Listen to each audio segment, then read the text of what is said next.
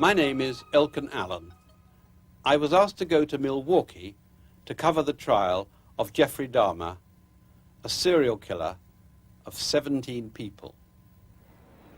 Milwaukee is a very pleasant city in the state of Wisconsin, USA, just north of Chicago on Lake Michigan. Settled by Germans in 1835, it was famous mostly for its beer. That is, until 1991, when it found to its horror that it was the home of one of the most ruthless serial killers of all time, Jeffrey Lionel Dahmer, who lived in this block on the seedier side of town. On the night of July the 22nd, a terrified young man stopped a police car to say he had escaped from a crazy killer who was going to cut his heart out and eat it. They went to the apartment where he said he had been held prisoner, and they found a dead body and 11 skulls and other human remains. We're investigating a homicide which occurred in the apartment building in the 900 block of North 25th Street. We do have one person in custody, and we do have a body in the residence. From our investigation, we feel that this individual strongly is involved in other homicides. We have taken evidence out of the building by the medical examiner to be examined. There were some hazardous material in the building which private contractors had to remove from the suspect's apartment. It was really different from the way garbage smelled. It smelled worse than rotted meat. Mr. Dahmer, you have a statutory right to have your preliminary examination within 10 days of today's date. Your lawyer informs me that you wish to waive or give up that 10-day limit and have the hearing scheduled on August 22nd. Is that correct? That's correct, Your Honor.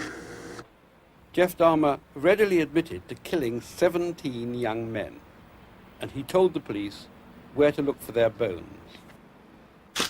Everything will be all right. When Roland Thomas began crying over his slain son, other family members leaned on one another for support. It's gonna be all right. The storm's gonna pass over. The storm clouds are not gonna hang here always. They're gonna pass over, not only for us, but for the entire city.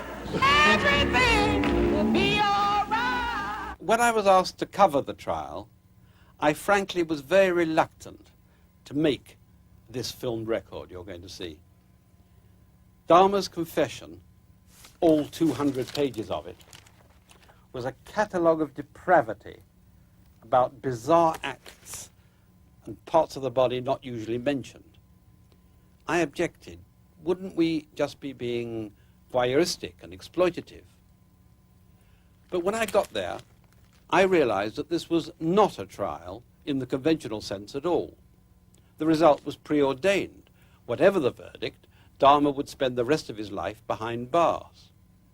No, for the people of Milwaukee, and perhaps for all of our civilization, this was an elaborate and necessary public expiation of his crimes in front of the relatives of his victims and the world's press and television cameras. By pleading guilty to the murders, Jeff Dahmer had left only one question open. Was he certifiably insane? A yes verdict from the jury could mean avoiding prison and living out his life in a secure hospital. A no verdict meant jail for life. To reassure America that Jeffrey Dahmer was only a sick human being and not a Halloween boogeyman, his gruesome life story was told and retold in court no fewer than 9 times by lawyers, by police, and by doctors. In this film, we have shared the narrative between a psychiatrist called by the prosecution, Dr. Park Dietz, a defense psychologist, Dr. Judith Becker, and the policeman in charge of the case, Detective Dennis Murphy, reading from Dahmer's confession. He remembered his early family life as being one of extreme tension. States the tension came from the relationship that existed between his mother and his father. He stated that they were constantly at each other's throat and arguing. He stated his mother appeared to have some psychiatric problems and, in fact, had suffered a nervous breakdown at one time during his early childhood. He stated that she was on medication, had been seeing a doctor for much of the time. He states that he was advised by relatives that his mother had suffered a postpartum depression after he was born. And he took that to indicate that he was at least partially the problem for his parents' bad marital status. He stated he believed his mother became depressed after his birth and never quite fully recovered, and therefore he felt a certain amount of guilt in regards to the bad marriage of his parents. He said as a teenager of 15 or 16, he realized that he was a homosexual. He never had any interest in women, and he had no idea why he was a homosexual. But he distinctly remembers in high school and during his teenage years that he was only attracted to men. See, it was at this time he began to fantasize of killing human beings. He also began picking up animals which were found on the road, which had been killed apparently by other vehicles. He would bring them home to his house, and he would use a knife in order to cut them open, and see what was inside of them and what they looked like. See, at the time, his mother took his younger brother, who was approximately 6 years younger than him, and she moved out and left him alone in the house. He said at this time, he started having strong feelings about being left all alone, and it was at this time he remembered having strong desires for not wanting to have people leave him. He stated that at this time he began hating to sleep alone at night. He further indicates that it was about this time in his life that he became familiar with alcohol, and he immediately became a heavy drinker and abused alcohol on a regular basis. The timing of his first fantasies of bringing another person under his control in order to engage in sexual behaviors was sometime during the high school years. At various times, the specific age and grade that Mr. Dahmer has said this occurred has varied within a year or two, but it seems to be around age 15 or 16 that he first had sexual thoughts of striking another person and rendering him unconscious by a blow to the back of the neck, and then making sexual use of the unconscious body. The first time he tried or meant to act on that was when, at around that age, he found a particular male jogger attractive to him, and he, I believe, broke off a baseball bat, and then he concealed himself in some brush near where the jogger was expected to pass, with the idea that if the jogger came by, he would strike him on the back of the neck, make him unconscious, and enjoy the man's body sexually for a time. The jogger didn't come by, and so that didn't come to pass, and Mr. Dahmer never saw the man again. But that seems to be the first effort to put this fantasy into action. In the summer of 1978, he then had a car and was living alone at the house. He had been drinking and was returning home when he saw a hitchhiker. The hitchhiker was not wearing a shirt, and he debated about whether or not to pick him up. He finally decided to pick this man up. The man's name was, and it's all right to mention the names of the victims. That's known. His name was Stephen Hicks, who was approximately 19 years of age. Stephen Hicks got into the car and agreed to go back to the house, to Jeffrey's house. Jeffrey reported that they talked and smoked some marijuana. He reported that it was clear to him that Stephen Hicks was not gay, however he wanted to keep him there.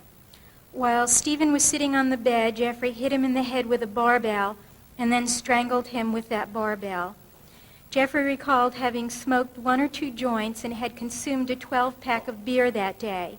The next morning, he went to the store and purchased a large hunting knife, and he went to the crawl space and dismembered the body. He cut off the arms and legs. He recalled opening up the belly. Now, at this juncture, This is the first time he opens up the belly of anything other than the dead animals, right?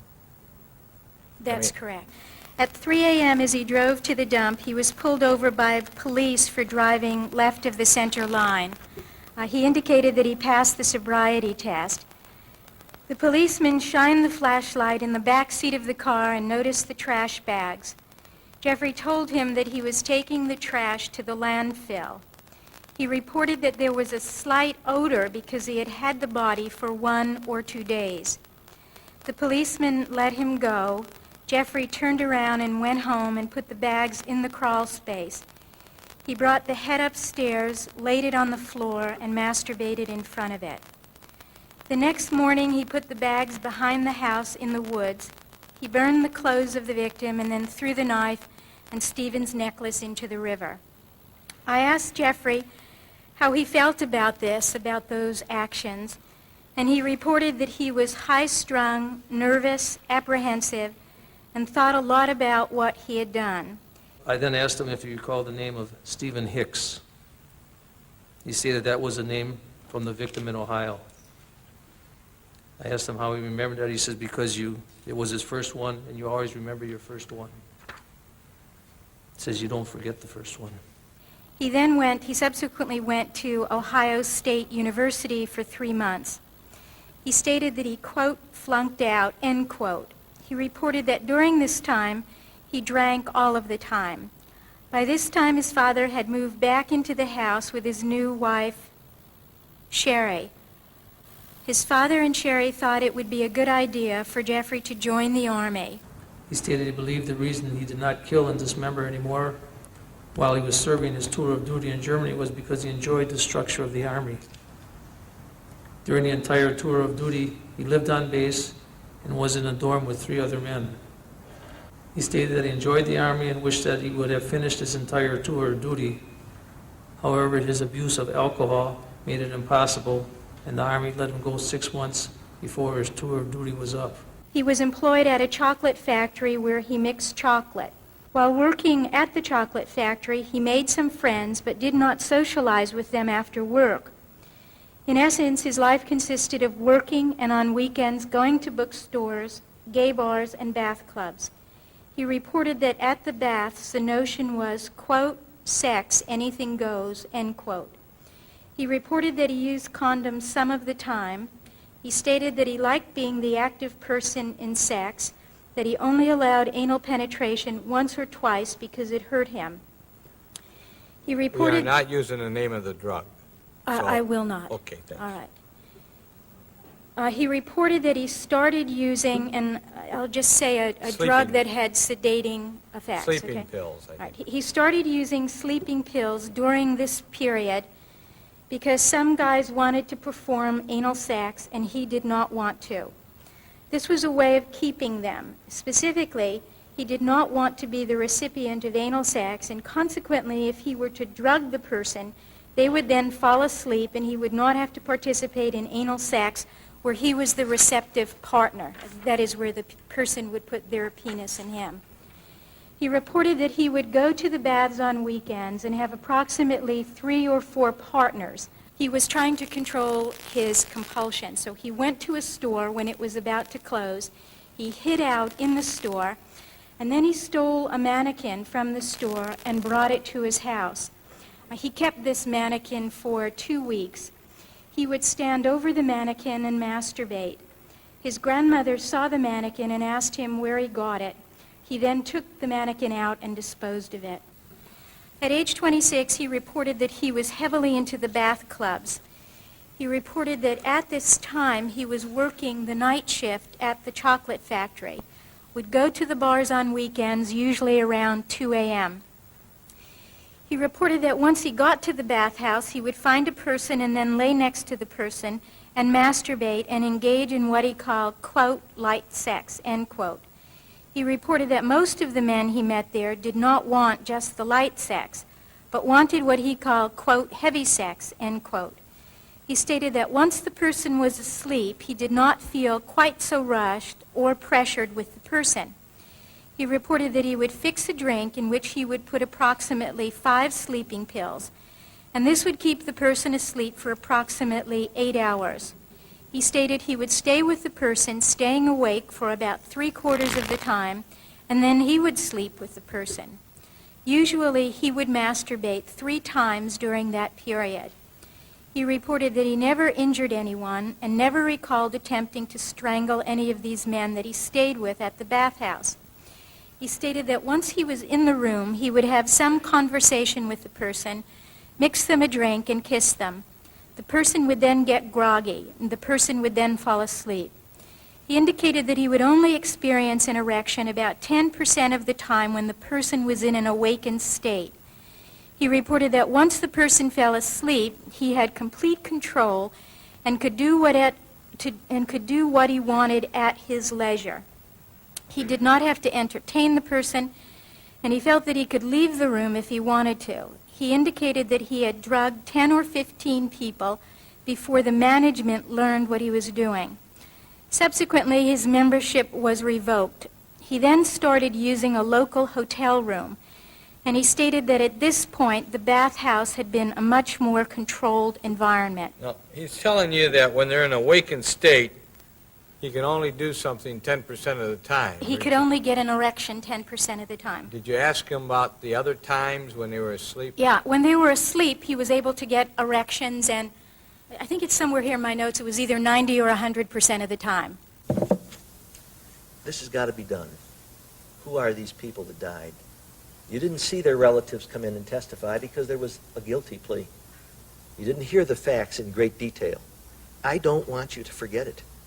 I don't want you to forget who they are. Sometimes, and this is when I'm in my work, naturally I see people getting very concerned about a defendant, what's happened to a defendant.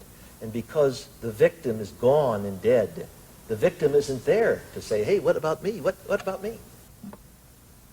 Don't forget Stephen Twomey, who died in the Ambassador Hotel with the defendant. He encountered Mr. Twomey while he was waiting at a bus stop.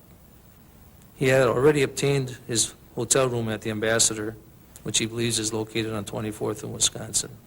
He'd gotten the room earlier with the plan that if he had encountered someone, he would take them there for the purpose of having sex with them.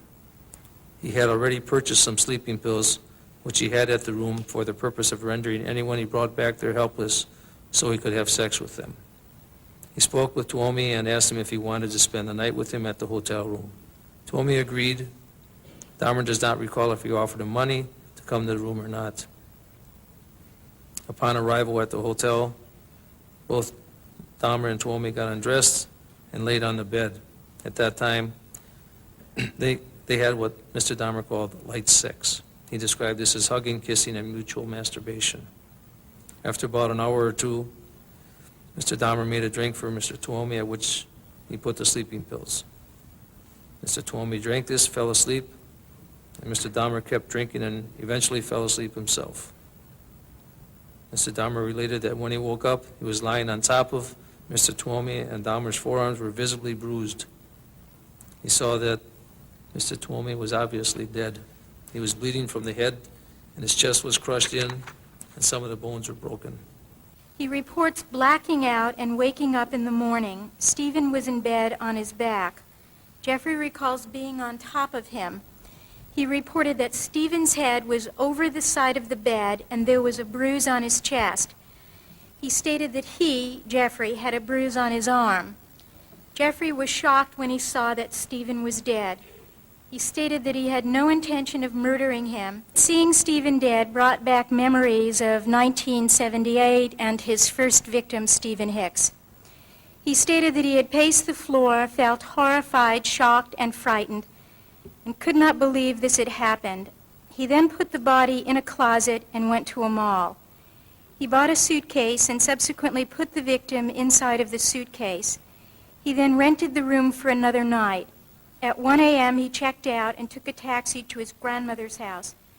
He kept the body in the fruit cellar for approximately 9 days. One day, while his grandmother was at church, he laid the body out and, according to Mr. Dahmer, quote, slit open the belly and masturbated. The experience led him to make 2 changes. The first was having realized how difficult it was to move a corpse from a hotel room, he decided not to return to hotels anymore, and from that point began to take men back to his grandmother's house, where he would have greater privacy and more space to work. The other thing he told me was that this changed his efforts to control himself. In his words, quote, "After that incident, it seemed like there was no point in trying to resist the urges and the compulsion to do that. So that's when I started going out, looking around at the bars for other people." I asked, "What do you mean there was no point?" And he said, just since it had happened again, much to my surprise, it just, I don't know, it's hard to describe, just seemed by that time the driving compulsion to be with someone and control them was so strong and so prevalent throughout all my waking hours that I just continued doing that. It seemed like that broke any thought of holding back and not doing that sort of thing again. Don't forget Richard James Doxtator on that board. James Doxtator, age 15, picked up by the defendant, age 15. He had been at a bar on a Saturday night. He was standing in front of a bus stop and saw an attractive male. He assumed that this male had been drinking and asked him if he wanted to spend the night for $50. The victim agreed and took a bus to his home. When they sat, that's the grandmother's home. They sat in the living room while his grandmother was asleep. They laid together, kissed, and engaged in oral sex. The male said that he had to be back by morning, and Jeffrey did not want him to leave, so he fixed him a drink. When the victim fell asleep, he strangled him. After he was dead, Jeffrey laid with him for a while and then had anal sex. He placed the body in the fruit cellar and put a blanket over him. The next morning, he ate breakfast with his grandmother, and she went off to church. He kept the third victim's body for 1 week. During this period of time, he would lay with him and masturbate. At the end of the week, he laid the body out and, according to Jeffrey, quote, defleshed it, end quote. Don't forget Richard Guerrero, who died at the defendant's hands. First, he administered a drugged drink to his victim, and then after his victim was unconscious from the effects of that, he strangled him, which again indicates that it was not an impulsive act, but rather that he'd taken steps to prepare for the killing and, as it were, to anesthetize his victim before he killed him. He then took the body to the basement, defleshed it, put it in a trash bag, and saved the skull. He kept the skull for several months and brought it to his 24th Street apartment when he moved there. He reported that the police never found the skull. He left his grandmother's home because he wanted to live on his own and because once his grandmother had commented on his bringing a young man to her home. This made him feel uncomfortable, and he made up a story about why the young man was there. The next intended victim got away and was able to testify against Jeffrey Dahmer. But he couldn't be seen on camera as he was underage at the time. However, we can hear his voice and his name. My name is Ronald Douglas Flowers, Jr. Approximately what time did you get to the Club 219 that evening? Not real sure. I know it was late because the parking lot was pretty filled at the time, so I imagine it was 11:30 around that time. Okay. And did you meet your friends there? Yes, I did. After the bar closed, what next occurred? They all left, and I went back to my car and tried to start it.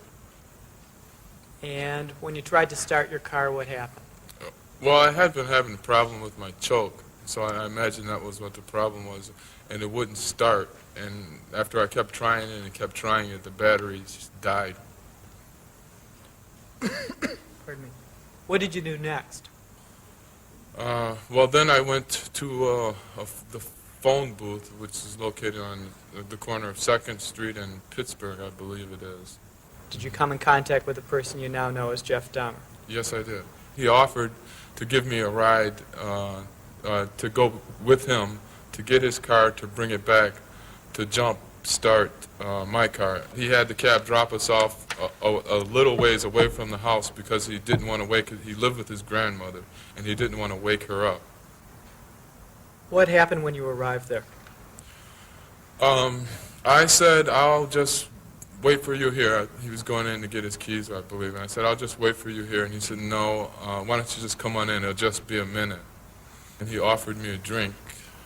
The next thing I recall happening was thinking to myself, why is he looking at me like that? Because for the first time, his eye contact was solid. He didn't divert it at all. And it was almost as though he was waiting for something. I'm thinking to myself, what is he waiting for? So naturally, I started to drink the coffee quicker because I became uneasy to get out of there. And the next thing I remember was becoming extremely dizzy and my head starting to go down, and that's it. When you say "and that's it," do you mean you passed out? Yes. What's your next memory? Woke up in County General Hospital in Milwaukee. Were you missing any property? Yeah, I was missing. Excuse me. I was missing all of the cash from my wallet, and I was missing a bracelet that was on my right arm, and a herringbone chain that was around my neck.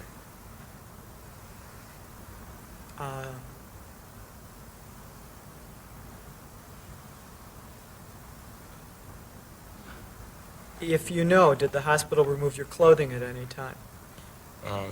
No, they did not. I don't think they had a reason to. When you next undressed, did you notice anything wrong with your clothing? Yes. What was that?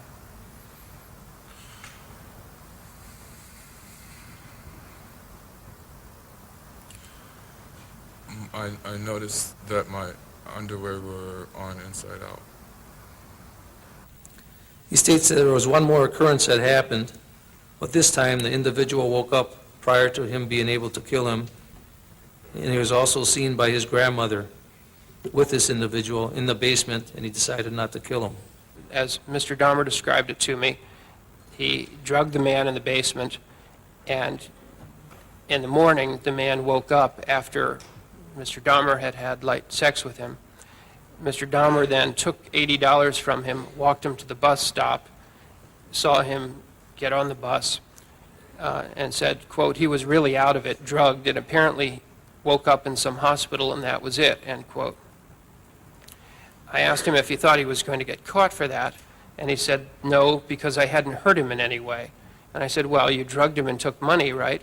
And he said, yeah, I figured they would just think that he just lost the money and that he'd been drinking. But Dahmer did trip up after letting another underage victim escape. Did he say anything to you? Yes, he told me, like, he asked other kids if they would just pose for, quick $50. If they would pose for a quick $50? Yes. And what did you say to him, or what did he say to you then? I asked him if it is his career or he said it's a hobby. He said it's a hobby. Yes. What did you say then, or what did he say then? He asked me if I want to pose for him just for a quick $50. What then happened? Then we start walking to his apartment. After it had been pulled, your shirt had been pulled up to your neck area, was a photograph taken? Yes. He offered me some drink. Did he say anything to you about what you should do, if anything, with your zipper? Yeah, he said that I should put it all the way down and then, show my underwear. And you put it halfway down, and then what did he do? He put it all the way down. And what else did he do? And then he grabbed my penis. He went under your underwear and grabbed your penis? Yes, he did. And then after he kissed your stomach, you said, I got to get out of here, something Yes. like that. What did you do then? I just grabbed my book bag and then I opened the door and... You moved to the door of the apartment? Yes. Was the door of the apartment closed at that time? Yes, it was. And had it been closed after you entered the apartment? Yes. And what did Mr. Dahmer do when you went to the door with your book bag? He said, wait, don't forget your money and don't tell no one that I'm doing this. And what happened then? Did he give you the money? He gave me the $50 When is the next time you became conscious of where you were? Where were you? at the hospital. Are you employed as a City of Milwaukee police officer? Yes, I am. And what rank do you have? Currently a lieutenant of detectives. How long have you been employed by the Milwaukee Police Department? Since 1974. Did there come a time on September 27, 1988, that you were at work in the Milwaukee Police Department headquarters? Yes. Where is that building? 749 West 8th Street, City of Milwaukee. Did there come a time that you were aware that an investigation was underway in connection with a sexual assault on a 13-year-old Laotian young man? Yes, I did. He is a minor, and for reasons of protection of his name, he has been referred to in these proceedings as SS. Would you continue to refer to him? The jury is familiar with his full name. Yes. What information did you receive, basically, that caused you to become involved in the investigation? At approximately 12:20 a.m. on September 27, 1988, officers Robert Enters and Gary Temp brought SS into the sexual assault unit of the Milwaukee Police Department. And had officers gone out to the home and then with him gone to the apartment building where this took place and identified the particular apartment with his assistants? That is correct. And those uniformed officers from the manager had secured an individual's name and the location of his employment. Is that correct? Yes, it is. And you had information that that man was Jeffrey Dahmer, that he was employed at a near West Side chocolate factory, and that he was a third shift worker. Is that correct? That is correct. And armed with that information, did you leave the Vice Squad offices and go to that West Side chocolate factory? Yes, but prior to leaving, I showed SS a number of photographs, including the person who had been identified by the apartment manager, and SS positively identified Jeffrey Dahmer as the person who had taken him to his apartment and taken these photos. This is what you refer to in police work as a photo array, is that correct? Yes. And you had Mr. Dahmer's picture on file from an earlier case where he had indecently exposed himself. That is correct. Did you then go to that West Side chocolate factory with the officers? Yes, I did. Did there come a time that Mr. Dahmer was brought to you by employees at the factory? Yes. And what, if anything, transpired did you recognize him from the pictures you had already shown the Laotian boy? Yes, I did. And what, if anything, any conversation occurred between you and Mr. Dahmer at that point? At that point, I asked him if he was Jeffrey Dahmer. He stated yes, and at that time I placed him under arrest. Did he ever confess to you that he had touched the boy's penis? No, he denied that. Thank you. You have to ask this question. Did he plead guilty to the charge? Yes, he did. Okay, so he may not have admitted it to you, but he pled guilty to the charge. That's correct. Thank you. Although he was put under probation for 5 years, Dahmer was up to his lethal tricks again within 3 months. Don't forget Anthony Sears, who died at the defendant's hands. I swear all testimony you're about to give in this matter will be the truth, the whole truth, and nothing but the truth, so help you God. Please be seated, sir. And then would you state your name, spelling your last name, please? Jeffrey Connor, C-O-N-N-O-R. Mr. Connor, you were a friend of Anthony Sears, correct? Yes. How long had you known him before he was killed? Approximately 3 years. You were friends? Yes. In fact, you were with Anthony Sears on the night he went home with Mr. Dahmer, weren't you? Yes. Let me draw your attention to Saturday night, March 25th, 1989. Did there come a time when you met with Mr. Sears that evening? Yes, I did. About when was that? It was probably around 10 or 10:30 at his apartment. Okay. Did you then go someplace together? Yes, we had gone out. Where'd you go out to? We went to La Cage. La Cage. What is La Cage? La Cage is a gay bar in Milwaukee. Where's it located? On 2nd National. And how did you get there? We took my car. On that evening, did you come in contact with a person now known to you as Jeffrey Dahmer? Yes, I did. I met him just prior to closing, which would be about 2 o'clock, 2:15. When the bar closed, what happened? We had gone outside. Who's we? Tony, Jeffrey Dahmer, myself, and another friend of mine. Who's that friend? Bob Keel. Okay. And what did you do? We had then gone to my car. Everybody had gotten in. Jeffrey Dahmer and Tony were in the back seat. And then where did you go? Then we left that area to drop off Tony and Mr. Dahmer. Did somebody tell you that they were going home together? I just kind of took that. Okay. Where were they going to go? Were they going to go to Tony's place or Mr. Dahmer's place? Mr. Dahmer's place. Okay. And did Mr. Dahmer tell you how to get there? Yes, he did. When you pulled over, did you have any discussion at that point? No. Okay. Did you talk to Mr. Sears at all, make plans with him about his being picked up? Yes, I did. What was that about? I had just reminded him that that Sunday was Easter and that I had plans to be with my family, and that in order for me to give him a ride home, I'd have to pick him up before I did that, which would be early morning sometime, and to call me. And did he agree to do that? Yes, he did. Did Anthony Sears ever call you that evening? No, he did not. Early the next morning? No. Did you ever see Anthony Sears again? No, I did not. He stated he met this individual that he identified as Anthony Sears through the photo, and he got one of Mr. Sears' friends to drive him and Mr. Sears in the friend's auto to his grandmother's house. He related that when they got there, they engaged in sex. He gave him the drink that put him to sleep and subsequently killed him and dismembered the body.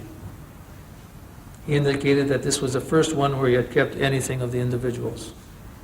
He stated that he kept the victim's skull, which he boiled to remove all the skin, and he kept the scalp with the small ponytail because he liked it. He stated he kept the genitals of this person. He stated that at the time of his arrest, these items were in the black metal cabinet. Quote, I found him very exceptionally attractive, and the desire to retain something from him was stronger than the fear of being caught, I guess. That was about the time I had the table, the black table and the two griffins, and that's when I started formulating the idea of the temple area off of this. Mr. Dahmer drew for me a diagram of what he had in mind for the temple, and that diagram of the temple shows 10 skulls on a table with incense burning on both ends, and 2 whole skeletons on either end of the black table with the plaster griffins above the table and a special globe lamp to impart an eerie sense of lighting.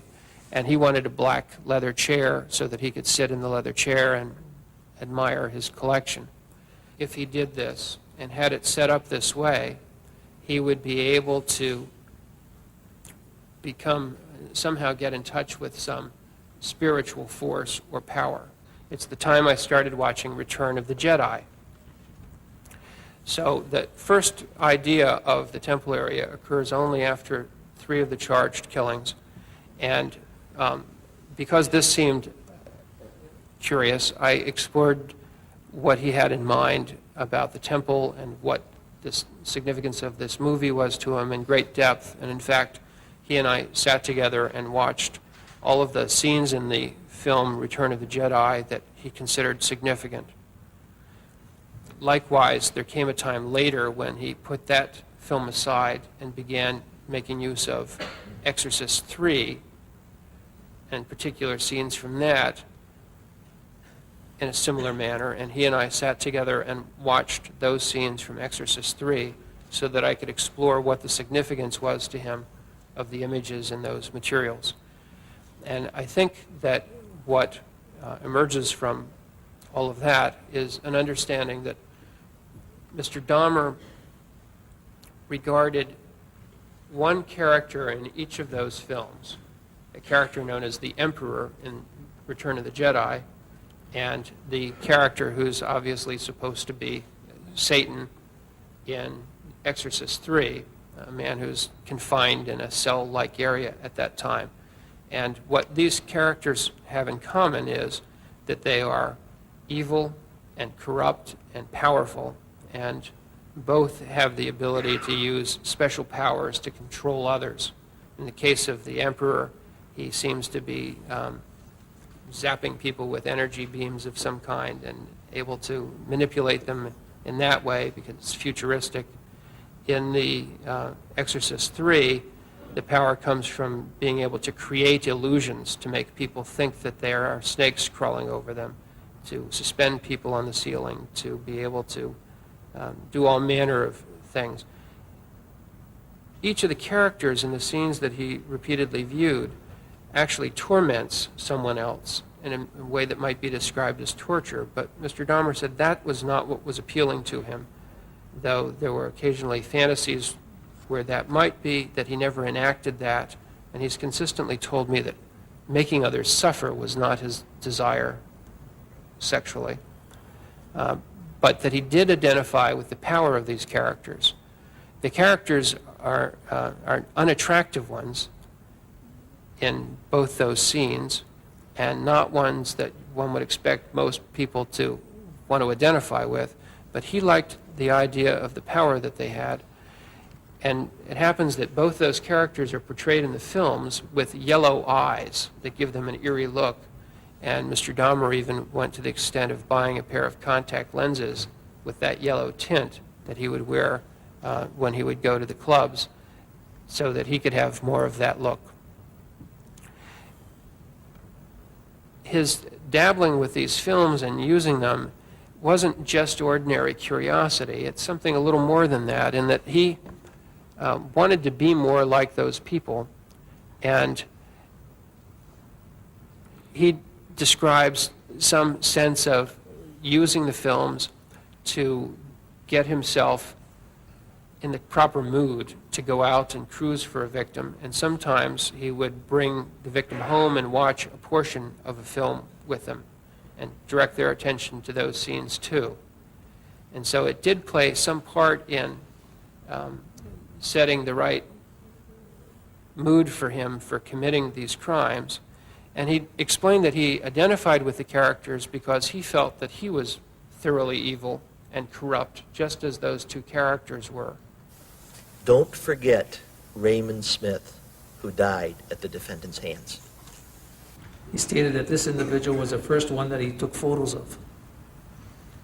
We showed him a photo album which contained 15 photos of a black male in various positions, and he identified this individual as a person he met at the 219 Club area and offered him the same line as to come to be photographed, to have a drink and look at dirty videos. The 15 photos that you're talking about, were they photos of a live or dead person? They were photos of a dead person. In various poses? Yes. Go ahead. He indicated that this victim agreed, and he took him to 924 North 25th Street, apartment 213, where he drugged him, subsequently killed him by strangulation, and after removing his clothes, he saw the tattoo of Cash D, the initial D, on his chest and pitchforks going up in the name of Cash. He ran into Cash D, who he thought was a black male prostitute, and offered him money to go home with him. While at his home, Cash D said he wanted more money. Jeffrey gave him a drink, laid with him, and then once he was asleep, strangled him. He recalled that prior to killing Cash D, he had brought another man back to the apartment and made him a drink, as he usually did in a coffee cup. The man drank the wrong cup, and consequently, Jeffrey drank the drink with the sleeping pills. He fell asleep, and the man robbed him of $300. Jeffrey did not report this incident to the police. He reported he would have strangled this victim, but the man had taken the cup without the sleeping pills. After Cash D, Jeffrey met... This next one is a juvenile, so you can use initials. I will. Thanks. After Cash D, Jeffrey met a young man with the initials LP, who was waiting tables. He was Hispanic, and Jeffrey believed him to be around 16 years old. He propositioned him, and the man agreed to go to his apartment. They kissed, masturbated, and watched videos. Jeffrey did not have any pills available to him that weekend. He went to an Army surplus store and bought a mallet. He took pictures and had him lay on his stomach. He struck him on the back of the neck with the mallet. The guy got up and attempted to leave the apartment and said he would call the police. This male left and then came back in and asked Jeffrey for money for a cab. Jeffrey tried to strangle him at this point, but then calmed down, and they both went into the bedroom. Jeffrey called him a cab and he went home. Jeffrey said that this young male did call the police, but the police never followed up on the call. Don't forget Edward Smith, who died at the defendant's hands. He states that he had oral sex with this individual and then killed him by the same procedure, drugging him until he slept, strangling him, and dismembering him. Jeffrey stated that he went to Sears and bought a 5-square-foot floor freezer with locking top to store the defleshed bones. He also purchased 2 30-gallon plastic trash bags to put the defleshed remains in. He poured muriatic acid to acidify the flesh and then flushed the remains down the toilet. Yes, after the complaint about the smell, and somebody actually identified his apartment as the source of the smell. So I had called and talked to him in the office and went with him to his apartment. And what excuse did he give at that time? He said his deep freezer broke and he had meat in it that's getting spoiled. I thought he was a nice guy at the time. No further questions. Don't forget Ernest Miller, who was stabbed to death by the defendant because he was becoming conscious. The defendant had to get a drink to do it. Don't forget Ernest Smith. He had only a few pills available. While the victim was asleep, he thought, quote, "How should I keep him," end quote. He did not want to put this person through any pain, and consequently he stabbed him in the jugular. He painted the skull with granite spray paint.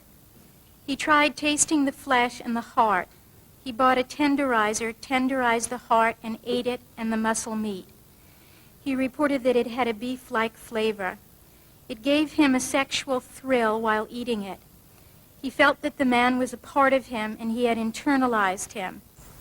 Don't forget David Thomas, strangled by the defendant. Mr. Dahmer told the police that once he had David Thomas back to his apartment, he thought that David Thomas wasn't really his type, and he killed him because he'd already given him the sleeping potion and thought that Thomas would wake up and be angry. Don't forget Curtis Straughter, strangled to death by the defendant. Quote, "He was gay and he wanted anal sex, so I made the drink mixture. He fell asleep, used the handcuffs. This was the first time I used handcuffs. Strangled him, took pictures." Don't forget Earl Lindsay, first drilled and eventually killed by the defendant. This is the first of the instances in which he drilled a hole into his victim's skull. And here Mr. Dahmer reported that he first drugged Mr. Lindsay and thereafter used what he described as the drilling technique on the top of his skull. And we discussed this in some detail. In the course of that discussion, he said that after initially having drilled the hole and injected I would call it a syringe, it's a baster actually, a syringe full of muriatic acid into the cranial cavity of Mr. Lindsay, that Mr. Lindsay woke up, and when he regained consciousness, Mr. Dahmer said he was groggy when he woke up, but still coherent and aware of his surroundings, and so I figured it was a failure. Gave him more sleeping pills, he fell asleep, then I strangled him. Because what Mr. Dahmer wanted here was the compliant sex partner, the zombie as he described it, rather than to have a corpse. It was his intention to keep this man alive if that was going to work, but when he concluded that he had failed to achieve the compliant partner with no will, only then did he strangle him. So what's another way to look at it is that when he couldn't have the zombie-like creation he was hoping for, he was willing to settle for a corpse. I asked him in that discussion the question, you didn't expect him to wake up and say, yes, master, and he said, no, no, but that was the general idea. Later in that same conversation, he said, quote, I was just trying to disable the will.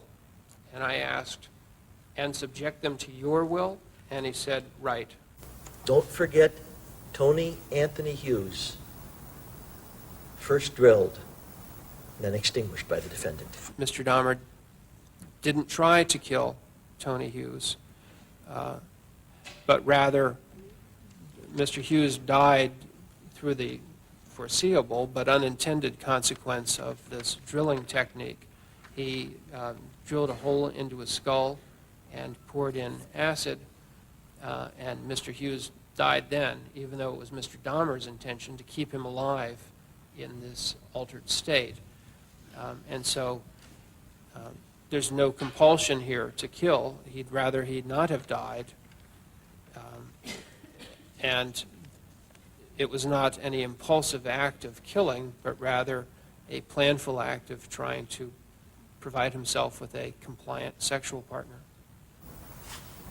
Don't forget Conorak Synthesymphone.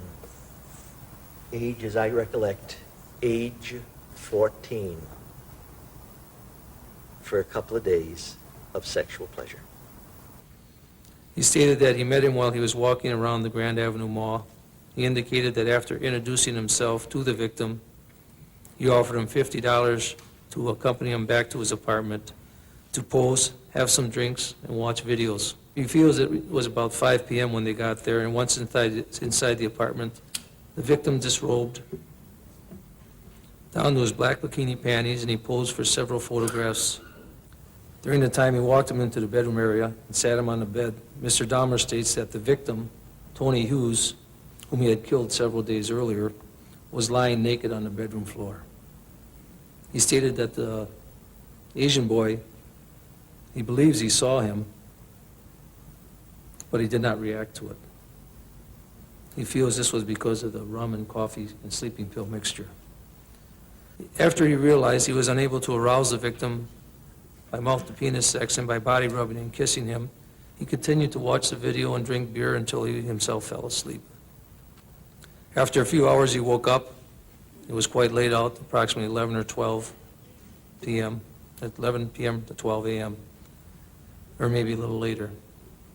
He realized the victim was still sleeping because of the effects of the drink he gave him, so he decided to go to the tavern located on 27th, just north of Kilburn, the Care Bear Bar. He continued drinking there. And at closing time, excuse me, after leaving the tavern, he began walking eastbound on West State Street. He observed the victim, the Asian boy, sitting completely naked on the southeast corner of 25th and State. The victim was sitting on the curb. He stated there were two black females standing by him, and they appeared to be hysterical. He walked up to the victim, whom he realized was speaking to the black females in Asian. The victim was disoriented and appeared to be intoxicated by alcohol. However, Mr. Dahmer realized that he must still be under the influence of the drink containing the sleeping pills that he had given him. This time he advised the ladies that the victim was in fact a friend of his. He attempted to pull the victim in the direction of the apartment. He stated that the women continued screaming at him, we don't know if you really know this guy, and we called the police. Why don't you wait until the police get here? In the early morning hours of May 27, 1991, you were a City of Milwaukee police officer, is that correct? That's correct. You pulled into that alley with your squad lights on, The headlights of the squad car were on, yes. and you got out of the car. That's correct. What did you do after you got out of the car? What did you see and what did you do? I exited the car. I was the passenger of the car. There was a group of people in the alley, and they were all pointing to a white male and a second Asian male who was naked just east of our location in the alley. My partner came up to me and told me that he had obtained information from the white male to whom he was talking to, and basically that the Asian male's name was John Hamong and that he was 20 years old and that he had been staying with him for the last, I believe he said, 2 to 3 weeks. Had been staying with whom? With Mr. Dahmer. He also had obtained Dahmer's name at that point. Officer Perupkin and myself and the Asian male and Jeffrey Dahmer began walking toward the rear of the apartment. While we walked back to the apartment, Mr. Dahmer spoke of the crime in the neighborhood and how bad he thought it was. He said he was glad that the police were in the neighborhood and that there was a need for the police. I believe he may have been smoking a cigarette during that time. As we got near to the apartment building, it was the rear of the apartment building, obviously, he spoke of the need for extra locks on his apartment and that he had a security system because of the crime and the nature of the neighborhood. He showed you up to his apartment, Correct. and he convinced you that you could go about your business, that he had everything under control. We were convinced that all was well. And there wasn't anything that you saw that could, for one moment, have caused you to believe that there was any problem at all, correct? There was nothing.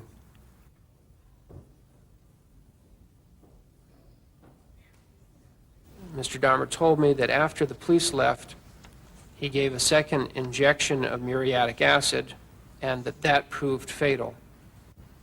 But even then, he was attempting to carry out the plan to create a zombie. His words were, "Then I gave him the second injection of muriatic acid, and that was fatal. I didn't intend it to be, but it was." Don't forget Matt Turner, extinguished by the defendant. Jeffrey had attended the Chicago Gay Pride Parade and met this victim at a bus station. He offered him money, took him home to watch Exorcist III, had light sex, drugged him, and strangled him. He defleshed and acidified the body, saved the skeleton in the freezer, and put the head in the freezer. He threw the other body parts into the trash. Jeffrey noted that around this time, the body meat in his freezer was getting old, and he disposed of it. Don't forget Jeremiah Weinberger, drilled, who made it alive, struggled for life for a day and a half before he died at the hands of the defendant. 1 or 2 weeks later, he met his 15th victim, Jeremiah Weinberger, age 25, who was of Jewish Puerto Rican descent. He met him at a bar in Chicago. He approached his victim, offered him money. The victim performed oral sex on Jeffrey. They took the bus back to his home. They kissed, engaged in masturbation, watched a video, and Jeffrey then gave him a drink.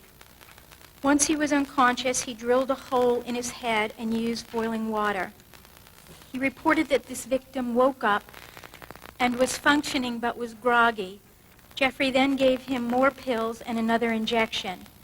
He reported that the victim went into a coma, and the next morning he was still in a coma, and Jeffrey tried to wake him up. Jeffrey went to work, and when he returned home, he found that the victim was dead. He stated that he felt bad because he wanted the victim to be coherent and to carry on a conversation with him. Jeffrey stated that he engaged in the drilling technique to avoid having to strangle and kill his victims. I asked Jeffrey how things were going at work at this period of time, and he told me that he had been missing days at work because of his victims. He said he was at a point where he could have been fired. Well, he kept promising to get rid of the smell, but I told him that that was the last time I can tolerate it. Okay. And so I had to contact my office to put that in writing to him. So In any event, at that point in time, did you have a mindset that he was going to be evicted no matter what because of the odor? That's what I had in mind. Don't forget Oliver Lacey dying at the hands of the defendant. He reported that Oliver was black and was a bodybuilder. He offered him money, they had light sex, they watched a video, and Jeffrey drugged him. He reported that he then called into work sick and he was then fired. He had kept the headless body of his 15th victim in his bathtub. According to Jeffrey, Oliver never saw that body. Jeffrey reported that he did not use drilling on this victim. He drugged him, strangled him, performed anal sex before and after death, posed him, and took pictures. He also defleshed his 15th victim at this time and saved the head. He was going to use Oliver Lacey in his temple area. At this point, he had lost his job, was drinking heavily, and running out of money. Don't forget Joseph Bredehoft dying at the hands of the defendant. Mr. Dahmer stated he met him on Wisconsin Avenue near Marquette University, and this individual was waiting for a bus, and he had a six-pack in his arms. He stated he got off the bus, approached him with the same offer as he did with the others, and he agreed to go with him to his apartment. They went to his residence, where he had oral sex on this individual before killing him. States he gave him the potion, and when the individual went to sleep, he strangled him with the strap. He subsequently put his head in the freezer and his body in the 57-gallon barrel in his residence. Joe Bredehoft was the last person Jeffrey Dahmer was to kill.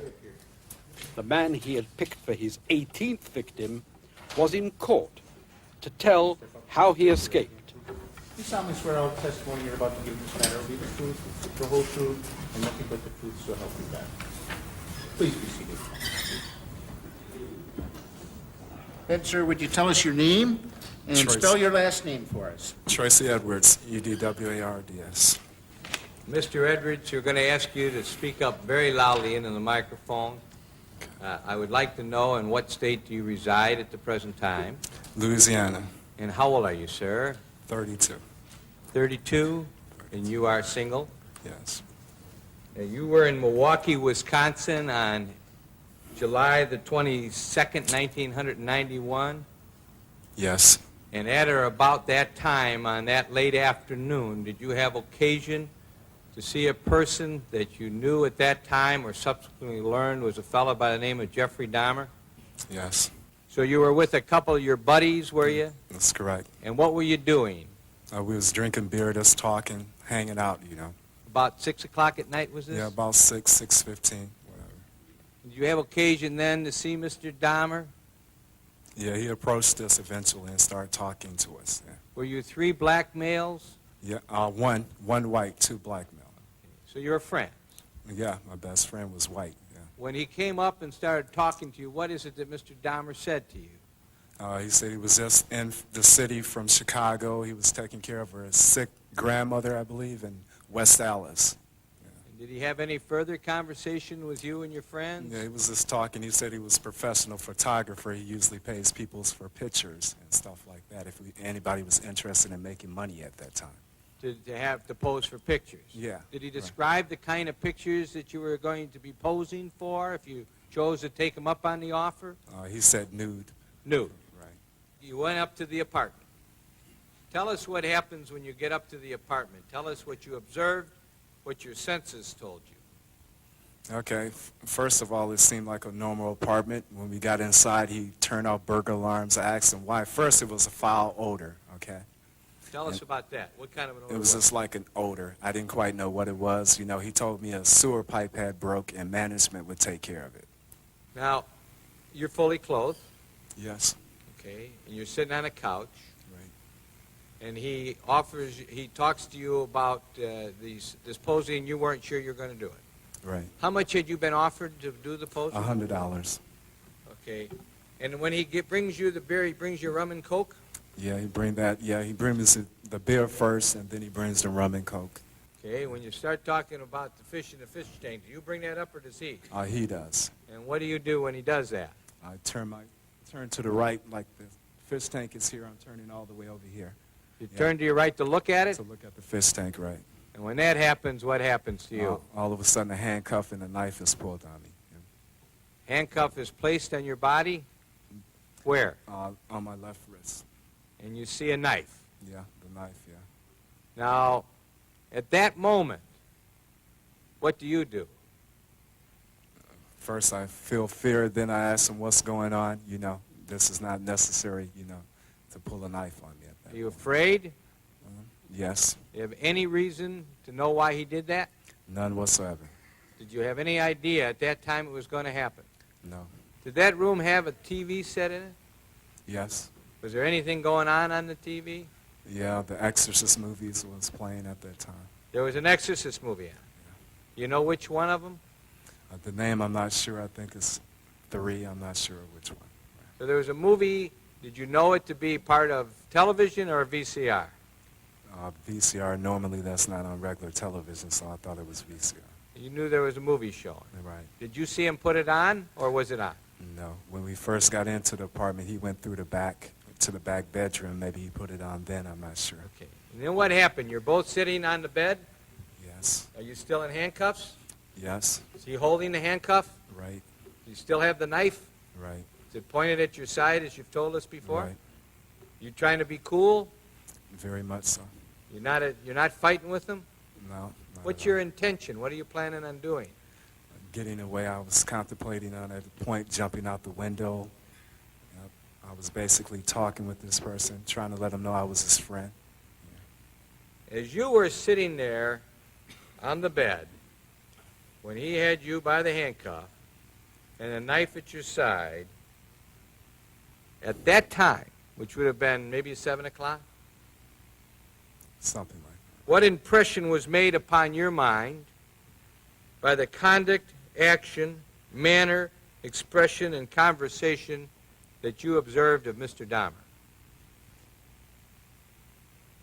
His frame of mind is what you want to know, right? Okay, he acted. At times he would go through like different changes with me, you know. Tell us about that. 1 minute he's like nice, then he was telling he didn't want people to leave him or abandon him, things of this nature, you know. Yeah. Well, what did you think about him as a person? What impression was made on your mind of this fellow that you're dealing with here? Yeah. That at times he wasn't himself, and then at times he was like a nice guy, you know. He would come and go different times, you know, throughout the whole time. Then he would like sit, being quiet at times, watching the movie, wanting me to watch the movie, you know, and just doing little chanting sounds, you know. Did you observe him watching the movie and how he would react to the movie? Right, he would like just start rocking back and forth when he, you know, certain parts of the movie or whatever. You have to say, what did he say, madam? He was like chanting in certain times and rocking back and forth. Right? Tell us about his chanting. What was that all about? I'm not even sure, sir, but it was just like, I can't tell you the words. I couldn't understand what he was saying at that time. Can you mimic him? How it sounded? It was like a slow slur, like, some of that nature, some close like that, I'm not sure. Did it keep on for a period of time? Off and on throughout the ordeal. And how about the movement back and forth? How was that being effectuated? Just like back and forth, he would do it every now and then. Just as you are rocking in your chair? Like this. And chanting? And chanting. Was there any parts of the movie that was going on that you saw that he said anything about? It was like the part about the preacher that used to be a preacher that had got possessed, and that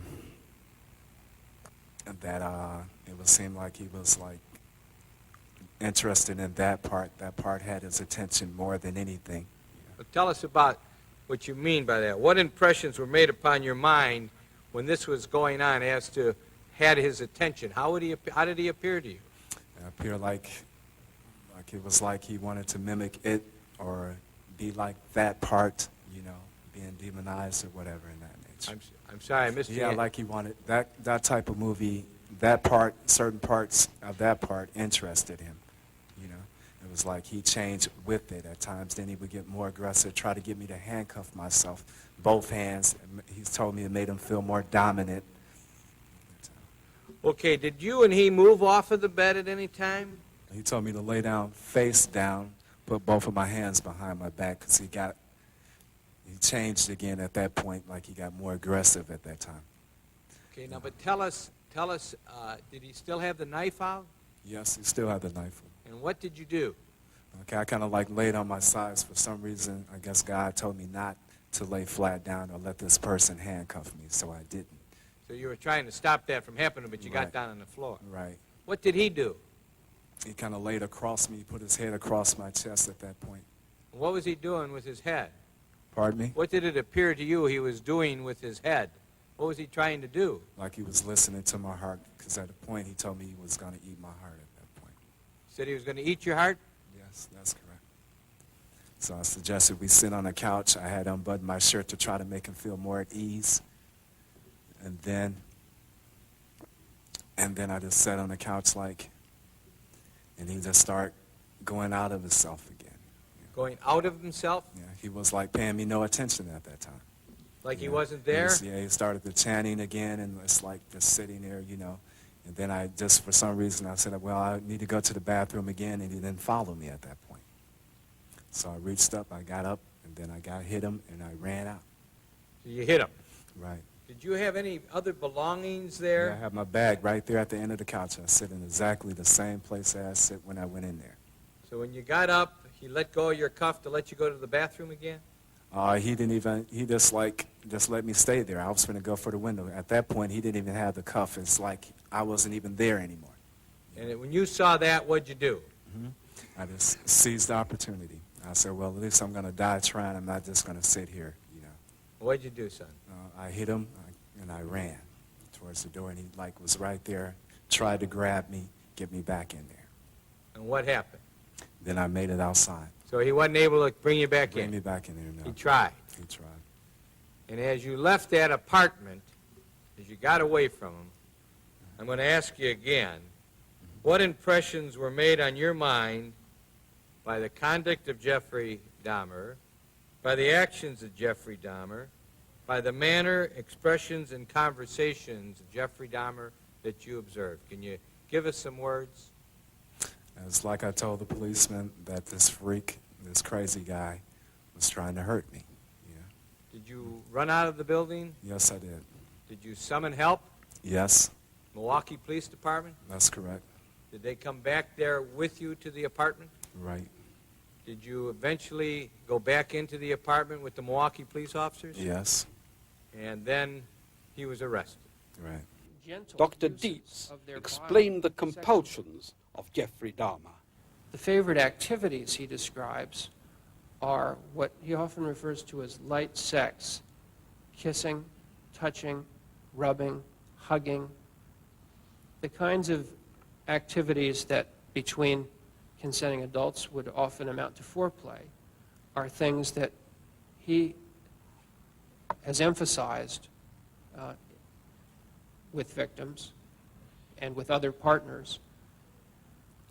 Those were activities, and those are normal activities with a consenting adult, that give him pleasure and that he always enjoyed.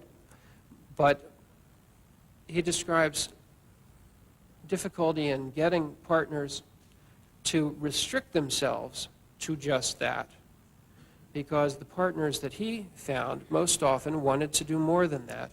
And one of the things more than that some of them wanted to do was to have anal sex with him, which he did not like. Having had a few painful experiences, he did not want to be in that position. Also, the partners that he was able to find universally had a deadline when they had to leave, and he was unable to spend as much time as he wanted doing these more gentle, ordinary activities with them.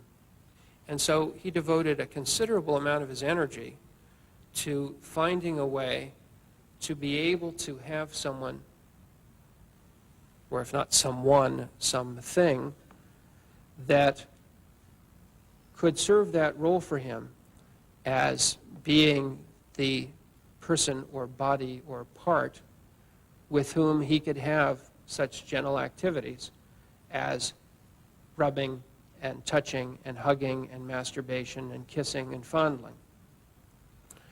And it's in the course of trying to find a way to keep a person for that he engages in most of the more extreme behaviors surrounding the killings for which he's charged.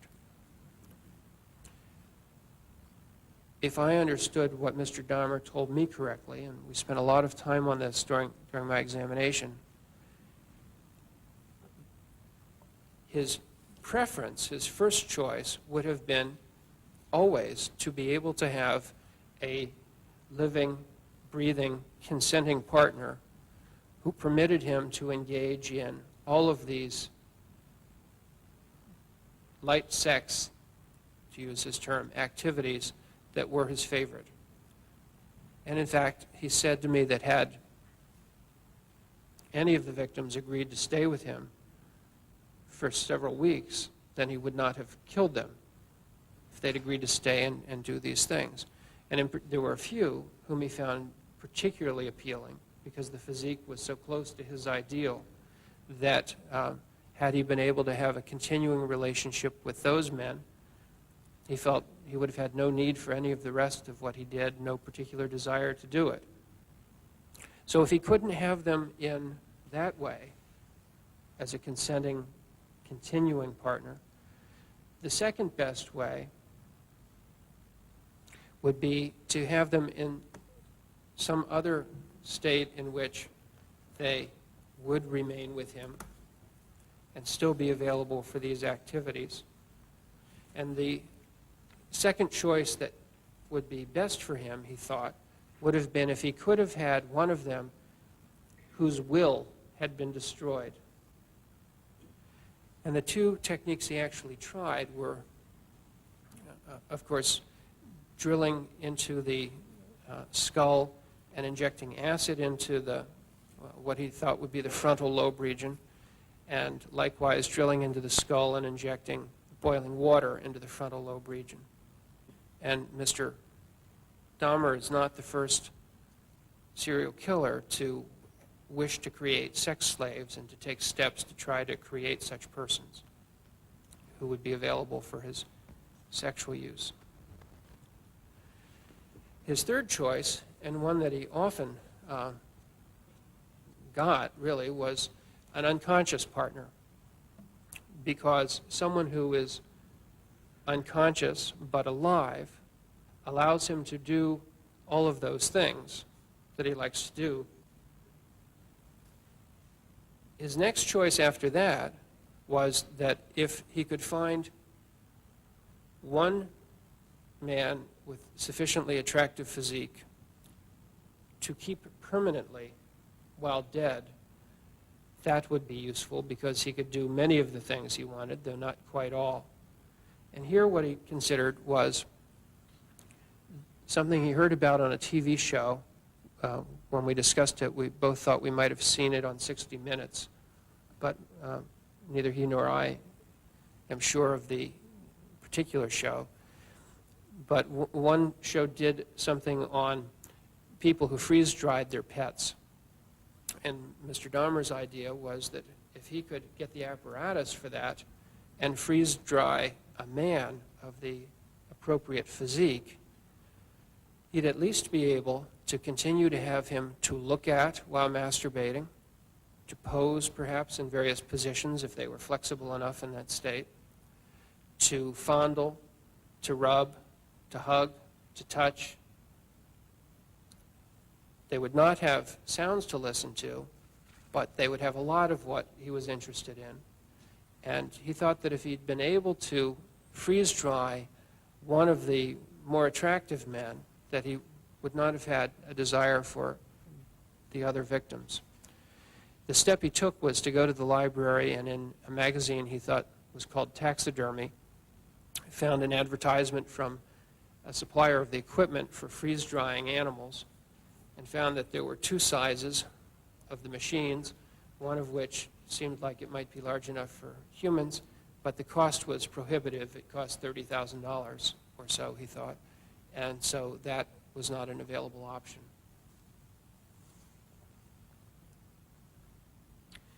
The next best choice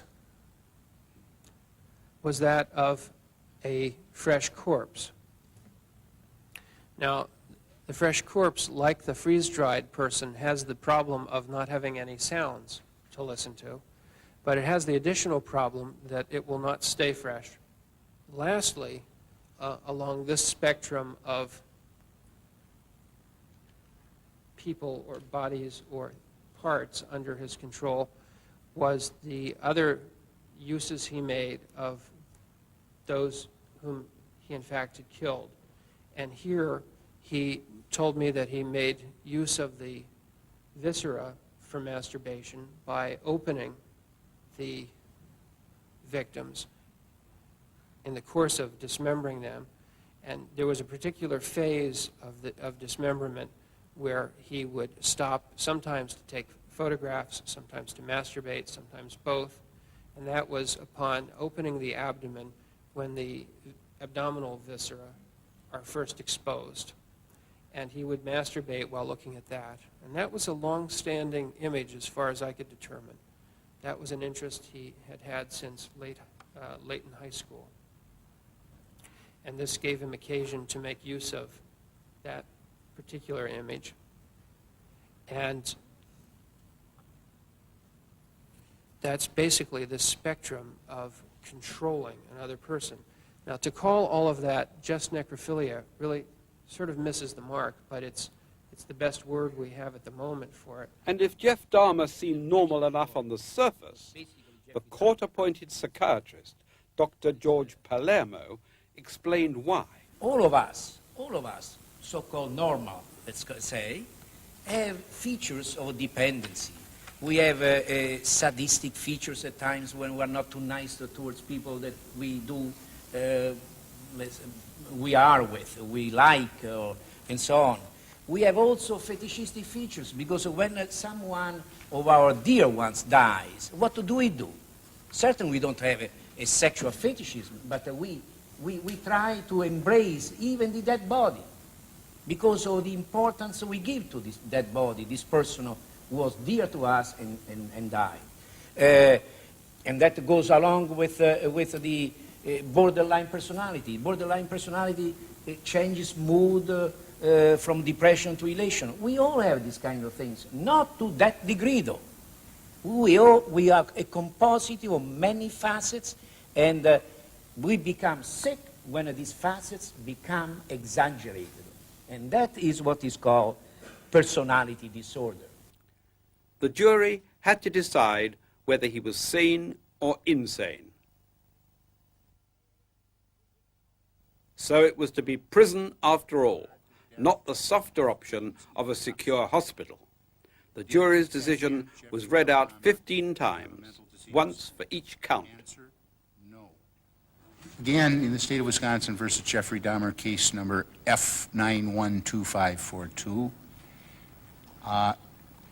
in a special verdict, question number 1. At the time the crime was committed in count 2 of the information, in regard to the death of Richard Guerrero, did the defendant, Jeffrey L. Dahmer, have a mental disease?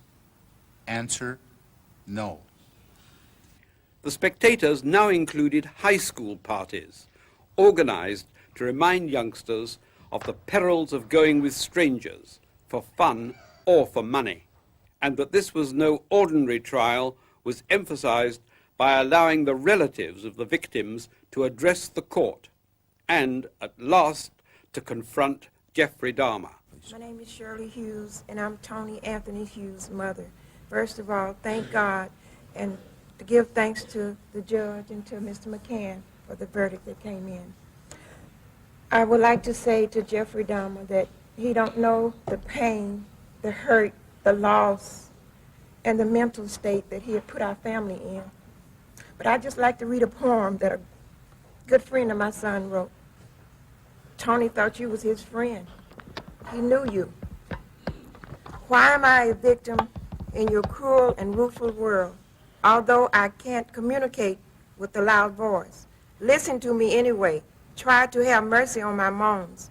Look at the tears roll down my face. See that each one is a cry for help. And realize my sign are showing you that I want to live. Tell me just what is it that I've done to you. to make you such a monster, to make you such a maniac, to make you such a devil. My God, who are you? What are you? You have never shown me this side of you. I put my trust in you. I thought you were my friend until the end, yet I didn't know you as well as I thought. I never felt the end would be this way. Is there anyone that can help me? Mom, dad, sister, brother, someone, please help me. What's happening to me? Everything seems to be slowing down. I'm confused, I'm drowsy. My coordination has been contaminated. My friend, what is it that you is giving me? What is it that you're doing to me? I'm helpless. Is that a thrill to you to know that I can't fight you back? And that the hardest struggle in my life is fighting to keep my eyes open with the hope of seeing the dawn of a new day. Yet you have total control over me. My life is in the hands of once a friend, but now a total stranger who have become my worst nightmare. But one day I know you'll get caught. You think you're smooth at what you're doing.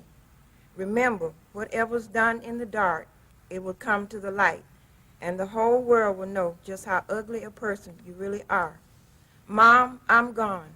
My hope, my breath, my want to live have been taken away from me unwillingly and emotionally. I know that there's a dragon piercing your heart day and night because of this, but yet I'm not far away. When you get cold, I wrap my arms around you to warm you. If you get sad, I'll softly grab your heart and cheer you up. 2 fingers and 1 thumb means I love you in sign language. My son was deaf.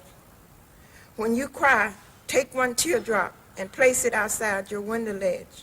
And when I pass by, I'll exchange it for one of mine.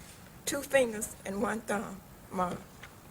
My name is Dorothy Straughter. I'm Curtis Straughter's mother. I didn't have nothing prepared to say. It's just a few things that I would like to say. You took my 17-year-old son away from me. I'll never get a chance to tell him that I loved him. I'd have a chance to tell him that I loved him the last time I saw him, which will be a year tomorrow. You took my daughter's only brother away from her. She'll never have a chance to sing and dance with him again. You took my mother's oldest grandchild from her, and for that I can never forgive you. I'm a J.W. Smith, brother of Edward Warren Smith. Edward Warren Smith tried to be Jeffrey Dahmer's friend. As a result, he lost his life. Mr. Dahmer, Eddie's gone now, the victim of your senseless killing. Where do we go from here? We ask ourselves. Why did this happen to a person like Eddie? He gave so much and asked so little. All he wanted was a chance to be himself. A chance to be happy. When all the facts are known, we hope that society will have gained some knowledge that will help prevent a tragedy such as the one Eddie suffered. There was no sacrifice too large or too small for Eddie. He truly loved giving and gave of himself abundantly. My name is Inez Thomas, and I'm the mother of David Thomas. You know, I don't understand how a person could really harm a person and to say that, well, I did this because he wasn't my type. Well, if everybody go around doing something to somebody because it's their type, this would be a sad world today. And I just feel that this man should never be able to walk the face of earth or to be able to harm anyone else again.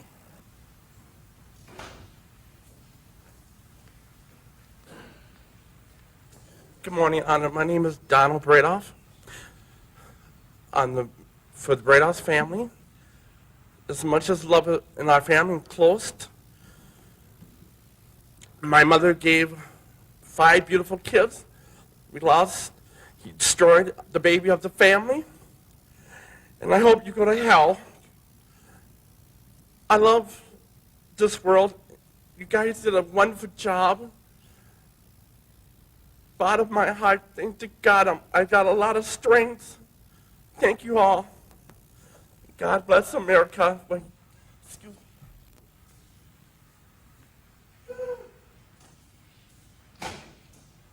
My name is Rita Isbell, and I'm the oldest sister of Errol Lindsay. Whatever your name is, Satan, I'm mad. This is how you act when you are out of control. I don't want to ever see my mother have to go through this again. Never, Jeffrey. Jeffrey! Hey, I hate you, motherfucker! I hate you! Nothing's under control! Don't fuck with me, Jeffrey. I'll kill you. God damn it, look at me, motherfucker! I can kill you! What's your name, fast? I can kill you! The court will impose a mandatory life sentence plus an additional 10 years on the habitual criminality. Count 2, life imprisonment plus 10 years consecutive to count 1. Count 3, life imprisonment with the date of parole eligibility 70 years from the inception of that particular sentence. I don't have all the numbers that I can't work it out, but it'll be 70 years from the beginning of that sentence, which will be consecutive to count 2. Count 4, life imprisonment with a parole eligibility to be 70 years from the commencement. Count 15, life imprisonment with parole eligibility to be 70 years after the inception of that sentence to be consecutive to count 14. I believe I have, and I intended to follow the recommendation of the state. I could have said something different which would have had the same impact. I really see nobody gains anything by just to say more and more years. The important point is that the sentence is structured in such a way that this defendant will never again see freedom. Your Honor, it is over now. This has never been a case of trying to get free. I didn't ever want freedom. Frankly, I wanted death for myself. This was a case to tell the world that I did what I did not for reasons of hate. I hated no one.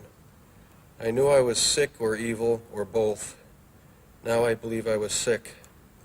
The doctors have told me about my sickness, and now I have some peace. I know how much harm I have caused. I tried to do the best I could after the arrest to make amends, but no matter what I did, I could not undo the terrible harm I have caused. I feel so bad for what I did to those poor families, and I understand their rightful hate. I decided to go through this trial for a number of reasons. One of the reasons was to let the world know that these were not hate crimes. I wanted the world in Milwaukee, which I deeply hurt, to know the truth of what I did. I didn't want unanswered questions. All the questions have now been answered. I wanted to find out just what it was that caused me to be so bad and evil. But most of all, Mr. Boyle and I decided that maybe there was a way for us to tell the world that if there are people out there with these disorders, maybe they can get some help before they end up being hurt or hurting someone. I think the trial did that.